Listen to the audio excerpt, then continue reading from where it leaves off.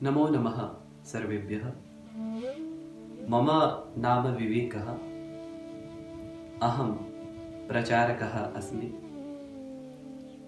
संस्कृतम् एका विषयः, एका भाषा इति मनसि विचारः अस्ति।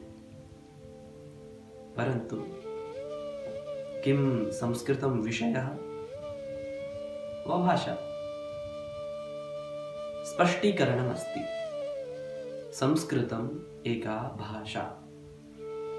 भाषायाः विशेषता का? भाष्यते सा भाषा। अभी मुझे लगता है ये हमें सभी को समझ में आ रहा होगा, क्योंकि संस्कृत एक भाषा है और जिसमें संभाषण होता है, जिसमें कम्युनिकेशन होता है, हम उसी को भाषा कहते हैं। भाष्यते सा भाषा अर्थात जिसमें कम्युनिकेशन हो उसे हम भाषा कहते हैं। अध्यते सः विषयः अर्थात जिसका अध्ययन किया जाए उसे हम विषय कहते हैं। परंतु बात यह आती है, संस्कृत का नाम सुनकर के हमें लगता है कि नहीं, संस्कृत तो रामा रामो रामाः पठति पठन पठन्ति, यही संस्कृत है। परंतु यह संस्कृत नहीं है। ये एक भाषा की विधा है जिसे हम सीखते हैं। कई बार हम कहते हैं हमें संस्कृत समझ में तो आती है लेकिन बोल नहीं पाते। कारण क्या है? हमारे डीएनए में संस्कृत है। हमारे पूर्वज संस्कृत में ही बात करते थे, इसलिए वो प्राचीन काल से विधा हमारे यहाँ चली आ रही है। अब हमारे विद्यालयों में उस तरह की शिक्षा प्रणाली नहीं रही कि शिक्षक संस्कृत माध्यम से पढ़ाए। गणित का अध्यापक भी संस्कृत पढ़ा रहा है, अंग्रेजी का अध्यापक भी संस्कृत पढ़ा रहा है, हिंदी का अध्यापक भी संस्कृत पढ़ा रहा है। पढ़ाना मुख्य विषय नहीं है, क्या वह जानता है?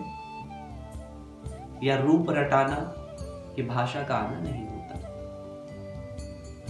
हम लोग भाषा का अभ्यास करें। जैसे संस्कृतम कठिनम नास्ति, संस्कृतम सरलम अस्ति। वयं सर्वे संस्कृतेन वक्तुं समर्थाः भवामः। मम भाषा संस्कृतम, मम देशः भारतम, मम नाम, मम ग्रामः, मम पिता, मम माता, ये सब संस्कृत ही है। तो ये भाषा के रूप है। तो भाषा हमें भाषा के माध्यम से सीखनी चाहिए। जैसे एक छोटा बच्चा जन्म लेता है, वह कोई भाषा नहीं जानता, परंतु धीरे धीरे अपने परिवेश में बोले जाने वाली भाषा को सुन करके वह उसका अभ्यास करता है।